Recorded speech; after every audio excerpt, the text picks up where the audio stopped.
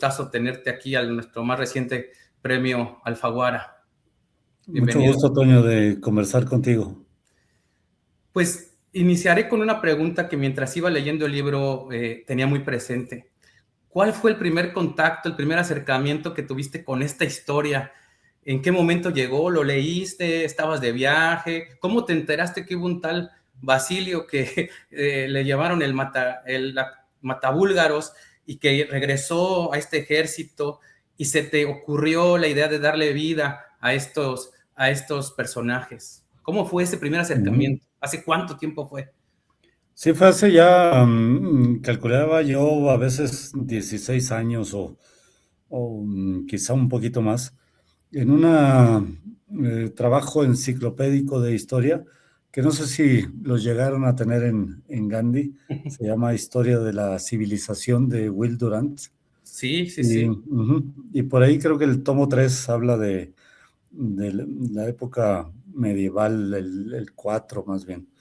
Y entonces me llamó la atención, lo subrayé, puse ahí un signo de admiración y lo tuve mucho tiempo en la cabeza porque el tema me llamaba la atención, pero no pensaba que hubiera posibilidad de escribir una novela sobre esto. Hay muchas grandes ideas, pero que no tienen novela detrás. Y lo tuve varios años hasta que de pronto se me fueron dando las ideas para tratar una tragedia sin tratarla como tragedia. Para mí la clave fue esta, encontrar que se podía contar una historia tan trágica, pero de manera casi feliz. Correcto. ¿Cómo fue el trabajo, ya que decidiste plasmar esta historia a partir de una tragedia, de documentación? Porque ha de haber sido un trabajo arduo, porque la verdad es que es una historia que no tiene mucho contexto, más allá de la primera anécdota. Si tú le buscas un poquito, no hay tanto. Entonces, yo cuando leí las ciudades, las distancias, hasta por curiosidad medí cuánto hay de Orit a Strumixa, creo que así se pronuncia. Sí. Dije, 200 kilómetros, y me ayudó a ser más empático con la marcha de nuestros personajes. En los alimentos que de la época, los oficios, la vía electa, creo que se llama, que comunica todas estas ciudades, incluso el documentarte de cómo funciona un ciego novato, porque la escena en la que narras que van a la playa y empiezan a dar grandes zancadas como para que no se estorbe, dije, creo que también yo usaría esa misma lógica si fuera un ciego de primer día, ¿no? ¿Cómo fue ese trabajo de documentación? ¿A qué fuentes acudiste? Porque me parece que es un gran trabajo de documentación para contar esta historia que tiene que tener ese respaldo histórico. Sí, pero tú lo has dicho, es un respaldo histórico porque no es una novela histórica. Claro. Y yo me tengo que situar en la época para no ser anacrónico, para que todo lo que yo cuente sea posible en aquella época. Los caminos, las distancias, las palabras que ellos utilizan no pueden ser estas palabras contemporáneas, tienen que ser las que usaban ellos. Entonces, por mucho que nosotros al conversar hablemos de los bizantinos, esta es una palabra que ellos no utilizaban. Entonces, en ningún momento en la novela se menciona esta palabra bizantino. Hay muchas otras que no puedo mencionar precisamente por el anacronismo. Si tú hablas de distancias, yo no puedo mencionar kilómetros ni millas porque no eran las medidas que utilizaban. Y hay conceptos que de pronto se me ocurrían, situaciones que se me ocurrían y tenía que eliminar, como una borrachera con aguardiente, y me terminé dándome cuenta que no había aguardiente en aquella época, no había destilación de alcoholes. Y entonces lo que hago es leer mucho para situar a los personajes y sin embargo no quiero darle al lector toda esa cantidad de información que podrá ser muy interesante, pero no pertenece a la novela. Aunque yo lea de murallas de aquella época, de cómo se protegían, cómo se construían, de los sitios, de las estrategias militares, del armamento, cómo eran perdón, los cascos, las espadas, las lanzas. Averiguo mucho, pero al final lo que quiero no es contar una historia realista de la época, sino más bien algo bastante lúdico y esencial. Me concentro en los personajes, en la ceguera, y dejo un poquito fuera todo lo que pudiera abultar la novela con datos históricos. Y se logra perfecto. Coincido que no es una novela histórica, nosotros la recomendamos como una novela humana, de pasiones, de caracteres, de muchas cosas, o sea, va de la mano. Y hablando de eso, el desarrollo de personajes, haciendo la analogía, se permite, que gran casting, ¿no? O sea, aparece un personaje entrañable y detrás sale otro y otro y otro. En lo personal, Cosaro lo siento muy cercano, el escriba, que después me di cuenta, yo leí hasta el final del dictamen del jurado y vi que así te presentaste con ese seudónimo y fue una grata sorpresa porque cada lector tiene sus propias referencias y me acordé de aquel joven escritor de Lontananza también que tenía los mismos anhelos al final que Cosaro, ¿no? Pasar a la posteridad, Hildebrando, me parece que se llamaba nuestro joven escritor en la cantina de Lontananza. Y fue ese guiño que dije, este personaje, ¿cómo los definiste? A partir de la documentación que dijiste, hay un oficio, se practicaba el cuidado de cerdos, el herrero, les fuiste dando vida, o tú ya tenías ese diseño de personajes, porque son entrañables de verdad los personajes. El primer paso fue, ya que hablábamos de la investigación, por supuesto, investigar los oficios de la época. Si me metía de pronto con un herrero, pues cómo era un taller de un herrero en esta época medieval. Y por ahí en libros existe esta información, sobre todo porque tampoco eran oficios que evolucionaran mucho de siglo en siglo. Entonces tengo el panadero, tengo una serie de oficios bastante emblemáticos de la época y un libro que yo creo que no lo tienen en Gandhi porque solo existe en inglés, pero traducido se llama El cerdo medieval. Oh. Y entonces habla de toda la crianza de puercos en esta época, de cómo eran los cerdos, que más bien estaban más emparentados todavía con el jabalí, eran animales más salvajes y no los muy domesticados y las razas que conocemos ahora. Y entonces decía, claro, necesito un criador de puercos también. Y entonces, pero el haber tenido personajes con su oficio todavía no me crea el alma de ese personaje.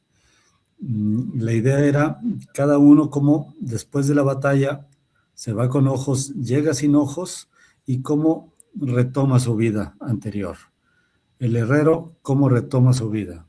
El talabartero, cómo retoma su vida. El que hacía pergaminos, ¿qué puede ser ahora que no tiene ojos? Y así vamos viendo cada uno con su personalidad y cada uno mostrando una manera distinta de volver a casa. El que es bien recibido, el que la mujer ya no lo quiere, el que tiene que inventarse algún oficio distinto, como por ejemplo el espantapájaros, que de pronto dice, bueno, no tengo ojos, pero puedo caminar por los sembradíos espantando pájaros y le dan ese trabajo. Y así cada uno lo vamos viendo. Por supuesto, tenemos a Cosaro, el escriba, un hombre que siente que es el que más perdió, porque dice, mis ojos sirven para lo que sirven todos los demás ojos, pero además sabían leer. Y me quitaron los ojos, unos ojos más valiosos que los ojos de los demás. Entonces él se siente el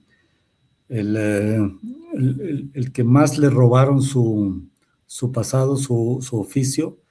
Él trata de decir que todavía sabe escribir, pero en la época era todavía más difícil que un ciego retomara la escritura porque pues tenemos el pergamino, tenemos plumas que vienen de algún ave que hay que mojar en el tintero y entonces él ya no sabe exactamente cuánta tinta moja, cómo se le escurre la tinta en el pergamino, y una vez que sacas la pluma y la tratas de regresar, ya no encuentras el punto donde dejaste la escritura. Claro, sí. Entonces le hacen una prueba de escritura que va a reprobar.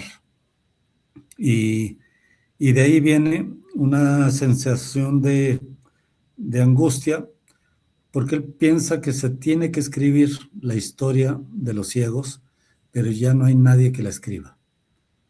Y por eso parece muy curioso decir que cuando leemos esta novela, estamos leyendo una historia que nunca fue escrita. Es una paradoja, sí, sí, sí. Sí, porque al final es un poco contrastante la idea de que la estamos viendo en papel y sin embargo la voz de uno de los ciegos dice, es que nadie ha escrito ni escribirá nuestra historia. A propósito de ese narrador que nos va contando desde la primera página, yo sé que no le das como una identidad, porque cuando le preguntan y dice, tiene esta como epifanía, estaba a punto de decir quién soy, a qué me dedico, y termina diciendo, soy un ciego más, y todos estallan en esta carcajada. ¿Por qué decides hacer como medio anónimo este narrador? Me intriga esa parte, es decir, ¿a qué se dedicará nuestro cronista? Sí, porque leyéndolo de una forma o de otra, podemos ver que hay varios narradores o podemos ver que hay un narrador que va recopilando la historia de los demás.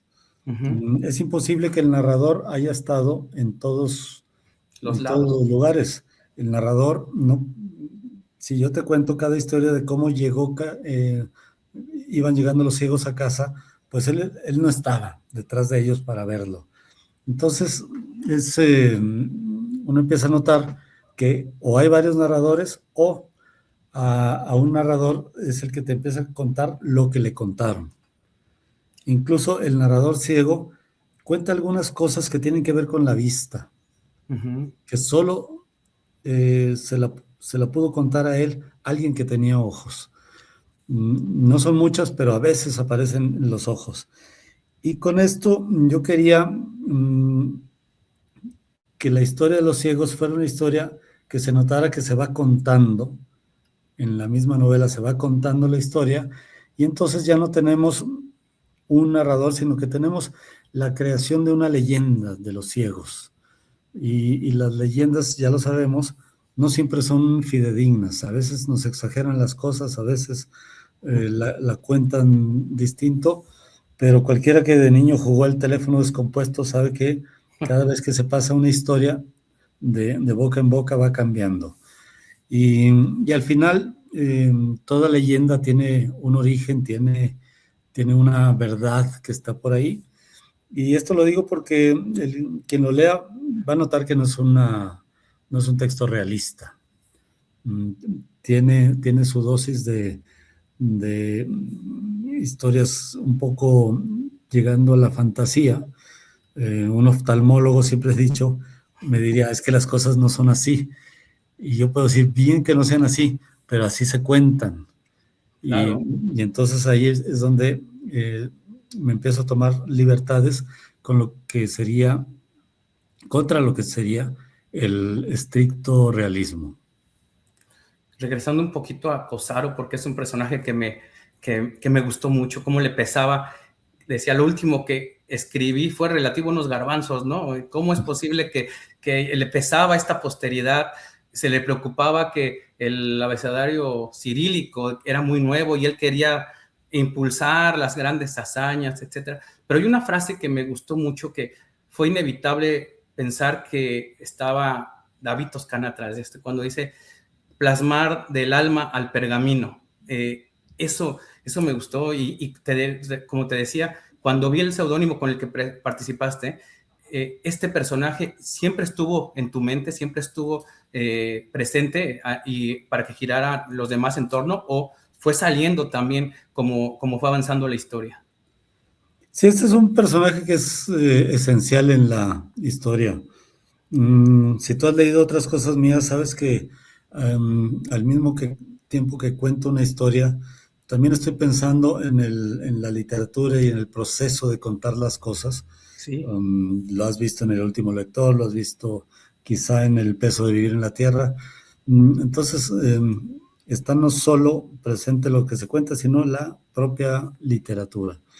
Y Cosaro pertenece a esta época del joven alfabeto cirílico, donde, aunque había unas instituciones ahí en Bulgaria con un nombre muy bello, eran las escuelas literarias, la escuela literaria de Ohrid. wow, Pero por mucho que se use la palabra literatura, lo que hacían era dedicarse a traducir sobre todo. ok, Eran lugares donde se traducía la Biblia, se traducían textos teológicos, se escribían textos legales, se escribían sermones y no había cronistas, no había ninguna tradición que ya tenían los griegos desde hace miles de años. Bueno, en aquella época tendrían algunos 1500 años de tradición de escribir historia. Los búlgaros no la tenían. Y de hecho, entre los libros que leí, hay uno que se llama Voces de la Antigua Bulgaria. Y es un libro de 150 páginas nada más, con todos los textos que sobrevivieron de aquella época. Y entonces digo, bueno, es toda una literatura, escuelas de literatura, y tenemos 150 páginas. Y prácticamente todas son de textos eclesiásticos y legales. Por eso Cosaro, que se educó en Constantinopla, que leyó el griego, que tiene mucha apreciación por autores como Homero, siente que se tiene que escribir algo más. Le dice al zar Samuel, yo quiero acompañar al ejército para escribir estas crónicas. Y casi en una frase de Heródoto le dice para que las hazañas del zar Samuel no sean olvidadas. En ese momento él piensa escribir sobre esto. No puede porque pierden la batalla y le sacan los ojos. Y a partir de ahí, tanto él como algún otro de los narradores piensan que ahora lo que se tiene que escribir no es la hazaña del zar Samuel, puesto que lo más que hizo fue morirse al ver a su ejército. Ahora lo que hace falta es escribir la historia de ese ejército ciego, de esos hombres que iban al mar y que disfrutaban y que jugaban y que hacían tantas cosas, dicen que, que los historiadores pasan por alto, pero que es lo que verdaderamente sería una crónica de la humanidad de ellos, más allá de las estadísticas y los números, 15,000, no dice nada, pero el uno por uno, creo que lo llega a mencionar uno de los personajes, a ver si me sé citar, dice que, fíjate que ya no me acuerdo, pero habla de que no se escribió ni la historia de los 15,000, que no hubo una historia de los 15,000 ni 15,000 historias sí, del ejército. sí, sí, sí.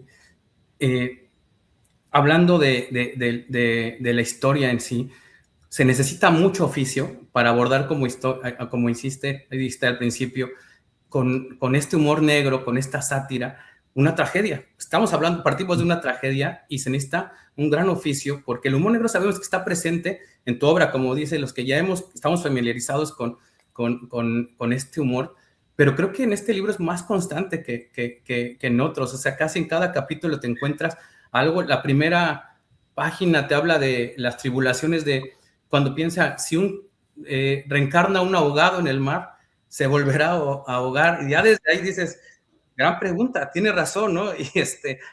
Y la parte de la familia, de los hermanos, que uno tiene los ojos azules, y que el papá, cómo se enojaba porque el que le dejaron tuerto no fue al que tenía los ojos normales, no azules.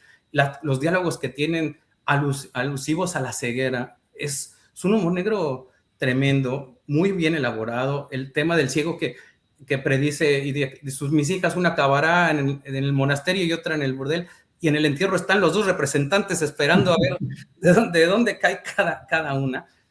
¿Cómo manejas este humor negro y estos límites de decir, hasta aquí está bien, esto sí, esto va, quitaste algo por decir, esto creo que está ya muy, muy pesado, o cómo fue este proceso para mantener esta misma línea del humor negro en la novela? Sí, primero tengo que decir que el humor negro era necesario porque continuar con una tragedia, contar una tragedia como una tragedia ya me parecía excesivo. Entonces, había que darle oxígeno a estos ciegos, había que darles vida, había que darles sonrisa, fortaleza, y de ahí vienen las historias donde yo tendría que decir que el humor negro es mi manera de narrar, no tengo otra. Y yo cuento así, no porque esté pensando de manera muy deliberada, sino que siempre he visto que el evento y el relato del evento son cosas muy distintas. Uh-huh. Y el humor viene de las palabras. Yo mencionaba hace poco el siguiente ejemplo. Cuando los ciegos salen de Constantinopla, la primera mañana se tienden en el pasto y se empiezan a burlar de los cuervos. Ellos abren las cuencas y se ríen de los cuervos diciendo, a ver qué encuentras, ¿no? El cuervo que siempre va detrás del ojo, los vamos a engañar porque no hay ojos. Sí.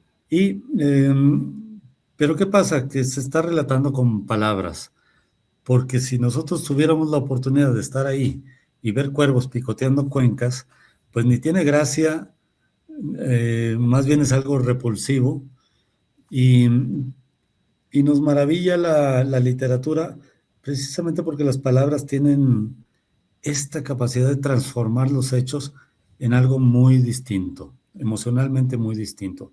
Lo repulsivo se puede volver bello, se puede volver gracioso, se puede volver tierno. Todo depende de las palabras con las que el escritor decida narrar las cosas. Tomó decisiones, por supuesto, sobre el alcance de la prosa de cada palabra, tratar de decir lo más con lo menos, pero el tono del humor negro es el único que tengo yo para narrar, y tú ya me conoces ahí. Sí. Y creo que lo defines muy bien en una misma línea del libro, cuando de pronto se dice legitimizar con risas lo que nada tiene de gracioso. Cuando se empiezan a reír entre ellos y reírse de su misma tragedia. Me gustaría que nos contaras un poco de la escena, de cuando empiezan a regresar por la revancha, por así decirlo. Debo confesar que yo también me dejé llevar por los rumores de que el emperador, el nuevo zar, los llevaba al matadero, los quería eliminar. Yo también me indigné y estaba en el chismerío de la villa ahí, de que dije, los va a llevar al matadero, seguramente, ya le estorban. Pero como vas transformando, yo como lector, que es lo que más disfruto, empecé a leer esa escena cuando Bromo, mi general a partir de ahora, va en la avanzada, y casi en mi mente, cuando estaba imaginando esa escena, sonó música épica también, cuando el arquero, cuando Igorón, un nuevo grito de guerra, yo creo, Igorón al grito de guerra, todos, siempre vislumbraste esta redención, de esta revancha que tuvieron este ejército de ciegos, ¿siempre lo tuviste claro que así iban a avanzar, o cómo decidiste este giro? No, yo tenía, bueno, mi editora me prohíbe hablar de esto porque esta parte es así la que le llaman el spoiler. Ajá. Pero yo tenía la novela primero concebida solamente como el regreso, porque está este libro que para mí es maravilloso, de Jenofonte, que se llama La Anábasis, o a veces le llaman La Marcha de los 10,000. Y es un ejército que regresa con ojos, pero que tiene que pasar por una serie de circunstancias hasta cuando llegan y encuentran el mar y gritan el mar, como si fuera la salvación, que de manera distinta la tomo yo y la cuento.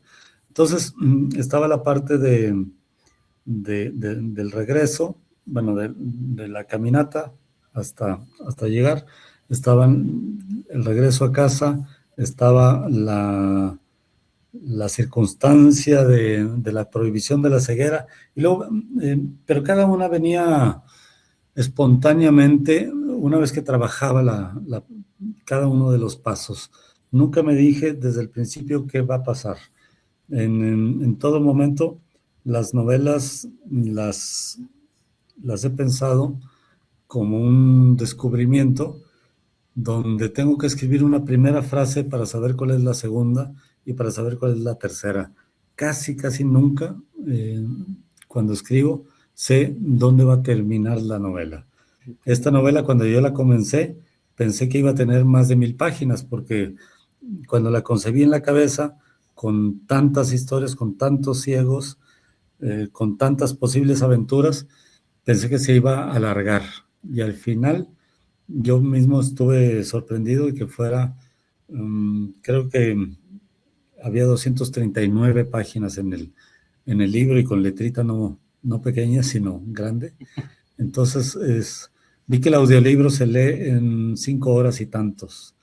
Entonces, vemos que no es una lectura larga. No. Y yo nunca la concebí, la novela, como una novela corta. Y al final resultó así. Ok.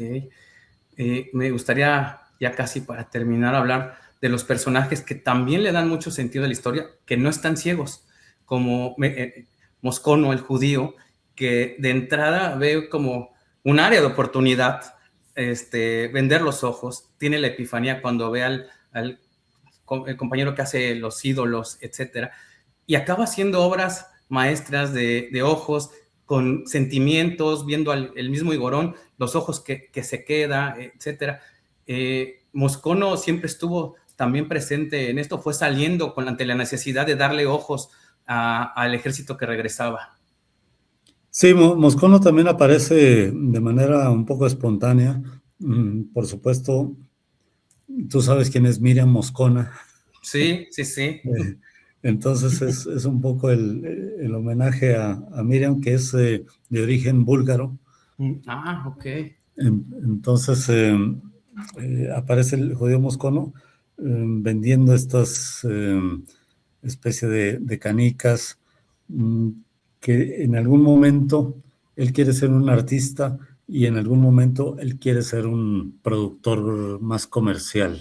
Sí. De estas cosas. Es como si fuera la conciencia que siempre debate el artista. ¿Hago lo que se vende o hago lo que me gusta? Brota del corazón, sí. Y Moscono es uno de ellos. Hay sí personajes con ojos. Está Ripsimia, la que baila delante de los ojos. Está, por supuesto, el pobre del padre Alseco, que todo... que anda de aquí para allá, sí, pobre, como una conciencia ahí. Quiere hacer las cosas bien, pero como que siempre la desbarra. Y claro, viven en un entorno donde ellos son los otros.